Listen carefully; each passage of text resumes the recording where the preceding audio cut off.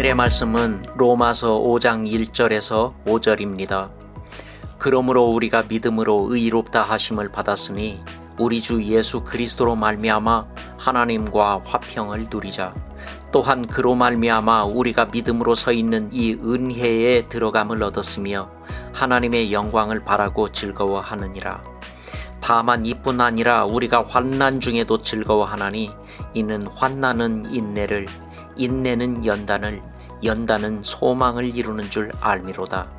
소망이 우리를 부끄럽게 하지 아니함은 우리에게 주신 성령으로 말미암아 하나님의 사랑이 우리 마음에 부은 바 됨이니.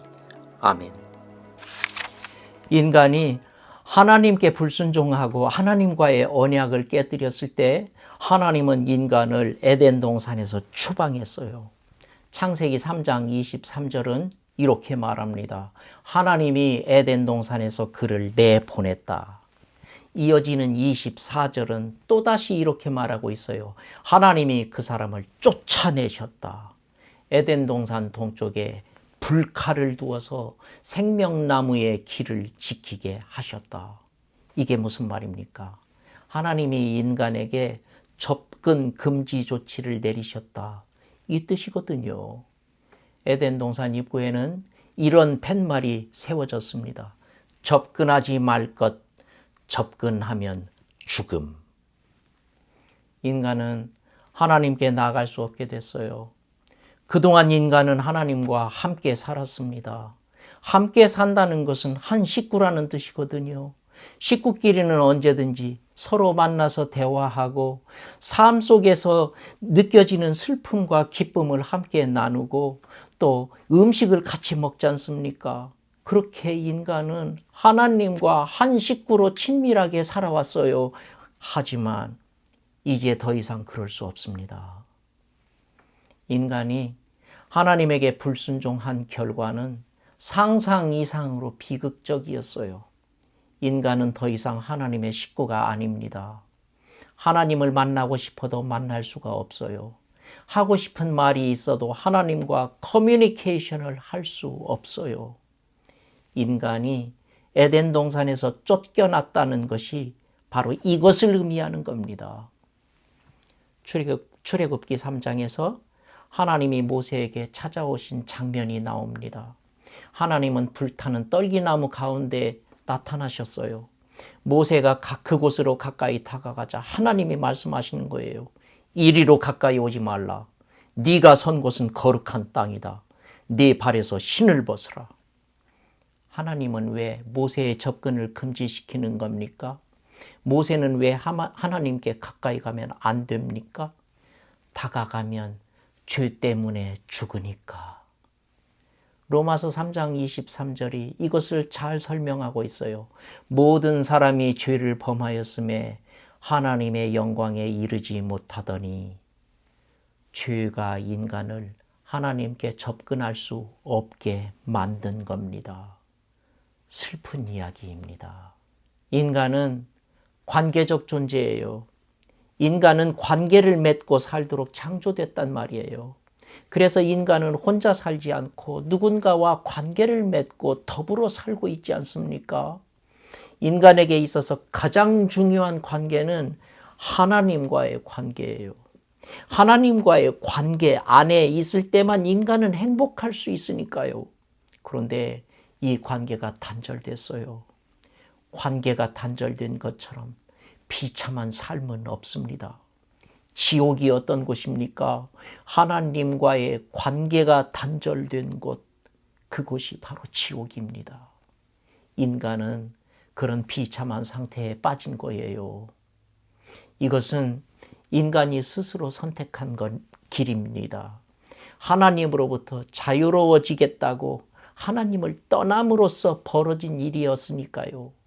그래서 이런 비참한 상태에 인간이 빠진 것 아닙니까? 그 모습을 바라보면서 하나님은 너무나 가슴이 아팠어요. 하나님 없이 살아가는 인간이 너무나 불쌍했던 겁니다. 그렇다고 해서 하나님은 인간이 하나님에게 자유롭게 접근하도록 허용하실 수도 없었어요. 인간이 범죄한 상태에서 거룩하신 하나님과 함께 할 수는 없는 것 아닙니까? 이것이 하나님의 딜레마였어요. 인간이 하나님과 단절된 채 소멸해 버리도록 내버려 둘 수도 없었고 무작정 인간을 받아들일 수도 없는 딜레마에 하나님은 빠지셨던 거예요. 마침내 하나님은 비장의 방법을 꺼내셨습니다. 그것은 아들에게 인간의 죄를 전가시키는 방법이었어요. 아들이 인간의 죄를 대신 지고 죽는 겁니다. 이것이 무엇을 말해주는 걸까요? 인간의 범죄에도 불구하고 하나님은 인간을 사랑하셨다. 아들을 포기할 정도로 하나님은 인간을 사랑하셨다. 이것 아닙니까? 이것을 본문 5절이 이렇게 설명하고 있습니다. 우리에게 주신 성령으로 말미암아 하나님의 사랑이 우리 마음에 부은 바 되었으니, 여기서 하나님의 사랑이 부은 바 되었다는 말에 주목해 보세요. 부은 바 되었다라는 헬라어 단어는 에케오란 단어예요. 에케오는 쏟아 붓다 그런 뜻을 가지고 있거든요. 하나님은 우리에게 사랑을 쏟아 부어주신 거예요. 흥미롭잖아요. 하나님이 우리를 사랑하셨다 이렇게만 말해도 그 의미는 충분히 전달이 됩니다. 그런데 성경은 하나님이 사랑을 쏟아 부어주셨다고 말하고 있는 겁니다. 성경이 굳이 그렇게 표현할 이유가 있는 것일까요? 예수님이 잡혀가시던 날 저녁에 주님이 포도주 잔을 주면서 제자들에게 말씀하셨어요. 이것은 많은 사람을 위하여 흘리는 나의 피, 곧 언약의 피다. 여기서 흘린다라고 번역된 헬라어가 바로 쏟아 붓다라는 뜻을 가진 에케오리예요. 그러니까 이 구절을 정확히 번역한다면 주님은 그때 이렇게 말씀하셨던 거예요. 이것은 많은 사람을 위하여 쏟아 붓는 나의 피다. 그래서 영어 성경은 이렇게 번역하고 있습니다. This is my blood of the covenant, which is poured out for many. 내가 피를 흘린다고 주님이 말씀하셔도 물론 의미는 통합니다. 하지만 주님은 흘린다라는 단어로는 만족할 수 없어서 쏟아 붓는다라고 말씀하셨던 거예요. 그래요. 하나님의 사랑은요, 쏟아 붓는 사랑이에요. 주님은 십자가에서 우리에게 사랑을 쏟아 부으셨어요. 지금도 하나님의 사랑은 우리에게 쏟아 부어지고 있어요. 당신은 이것을 믿으십니까? 본문 6절에서 쏟아 부어주시는 하나님의 사랑 이야기는 계속됩니다. 우리가 아직 연약할 때 예수께서 경건치 않은 우리를 위해 죽으셨다. 우리가 아직 연약할 때란 어느 때를 말하는 걸까요? 이것은 우리가 힘없이 넘어지고 잘못을 저지르던 그때, 선을 행할 능력이 전혀 없는 비참한 때를 가리키는 말이에요. 그때 예수님이 우리를 위해 죽으셨던 겁니다. 또 8절은 이렇게 말하고 있어요. 우리가 아직 죄인 되었을 때 예수님이 죽으심으로써 하나님의 사랑을 확증하셨다. 우리가 아직 죄인 되었을 때, 우리가 아직 죄인 되었을 때란 아직도 우리가 하나님을 거역하고 아직도 온갖 죄를 저지르고 있을 때를 가리키는 말이거든요. 그때 예수님이 죽으신 거예요. 10절은 또 이렇게 말해요. 우리가 하나님과 원수 되었을 때 예수님이 죽으심으로써 하나님과 우리가 화해되었다. 우리가 하나님과 원수 되었을 때, 이때는 우리가 하나님에게서 등을 돌리고 하나님을 대적하고 있는 때를 가리킵니다. 그때 예수님이 우리를 위해서 죽으셨어요. 방금 우리가 살펴본 본문들은 세 때에 대해서 말하고 있어요. 우리가 연약할 때, 우리가 죄인 되었을 때, 우리가 하나님과 원수 되었을 때, 세 때 모두 우리의 비참한 상황을 보여주고 있습니다.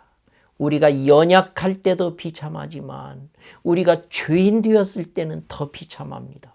그리고 우리가 죄인 되었을 때보다 우리가 하나님과 원수 되었을 때는 훨씬 더 비참합니다.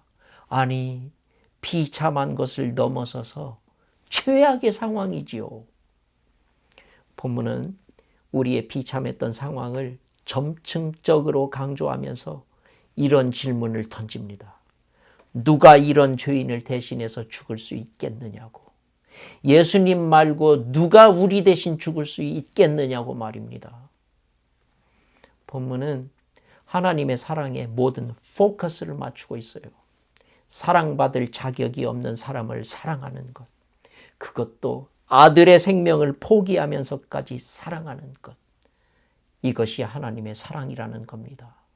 하나님은 바로 이 사랑을 우리에게 쏟아 부으셨어요. 이 사랑 때문에 하나님과 우리의 관계가 회복됐어요. 이 사랑 때문에 우리는 다시 하나님의 식구가 된 겁니다. 그리고 이 사랑 때문에 우리는 다시 하나님께로 나아가서 하나님을 만날 수 있게 되었다는 거예요. 당신은 아십니까? 하나님으로부터 당신이 받은 사랑이 어떤 사랑인지를 말입니다. 여기서 우리는 스스로 묻게 됩니다. 하나님은 자격 없는 우리에게 사랑을 쏟아부어 주셨어요. 그 사랑에 힘입어서 우리의 죄가 깨끗이 씻겨졌어요. 예수님을 믿음으로 우리는 의롭다 함을 받고 하나님과의 화평이 회복됐어요. 그러면 이제 우리는 어떻게 해야 하는 것일까요? 쏟아부어 주시는 사랑을 받은 우리는 어떻게 살아야 하는 것일까요?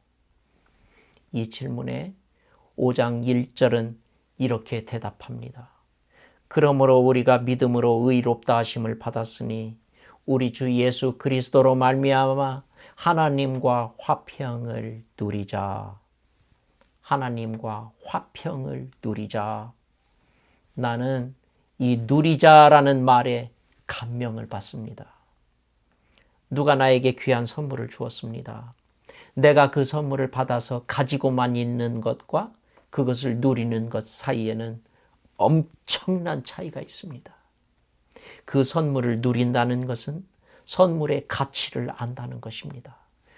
그 선물을 누릴 줄 모른다는 것은 선물의 가치를 모른다는 거예요. 선물을 누릴 줄 아는 사람은 선물 준 사람을 사랑합니다. 누릴 줄 모르는 사람은 선물 준 사람을 사랑하지 않습니다. 선물은 선물을 받은 사람이 그 선물을 누릴 때의 의미가 있는 것입니다.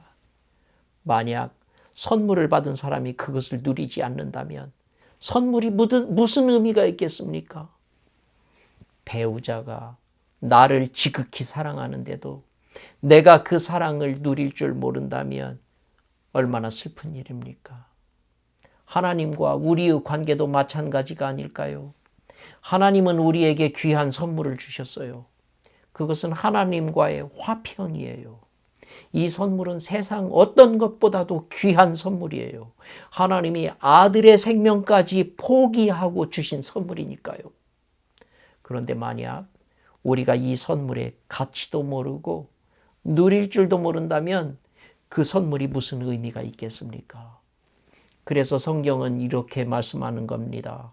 하나님과 화평을 누리자. 형제자매님, 당신은 하나님으로부터 받은 선물을 누리고 있습니까? 당신은 이 선물의 가치를 알고 있습니까? 당신은 이 선물을 주신 하나님께 감사하고 있습니까? 당신은 하나님을 사랑하십니까? 기억하세요. 내가 이 화평을 누리느냐 누리지 못하느냐에 따라서 내가 행복하냐 행복하지 못하냐가 결정됩니다. 내가 이 화평을 누리느냐 누리지 못하느냐에 따라서 내 삶에 기쁨이 있느냐 아니면 기쁨이 없느냐가 결정됩니다. 내가 이 화평을 누리느냐 누리지 못하느냐에 따라서 내가 땅 위에서 천국의 삶을 사느냐 아니면 살지 못하느냐가 결정된단 말입니다. 우리에게 화평을 주신 분은 하나님입니다. 하지만 이 화평을 누리느냐 누리지 못하느냐는 나에게 달려 있어요. 내가 의지적으로 노력해서 하나님과의 화평을 누리지 않으면 아무도 나 대신 이 화평을 누려줄 수 없다는 것입니다. 형제자매님, 하나님과의 화평을 날마다 누리십시다. 하나님과의 친밀한 교제 속으로 들어가서 날마다 하나님과 사랑을 나누세요. 내 안에 있는 화평을 주변 사람들과 함께 나누고 내가 가는 곳마다 하나님의 화평이 가득하게 하세요.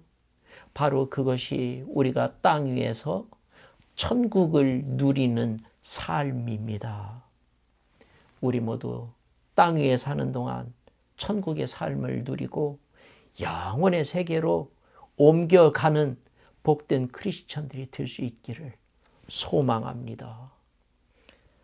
화평의 선물을 주신 하나님을 찬송합니다. 우리가 이 귀한 선물을 받았으니 마음껏 누릴 수 있도록 하나님 도와주십시오. 우리가 무엇을 하든지 하나님의 화평 안에서 하게 해주시고 하나님께서 나에게 사랑을 쏟아 부어주신 것처럼 우리도 형제에게 사랑을 쏟아붓는 하나님의 도구가 되게 해 주십시오.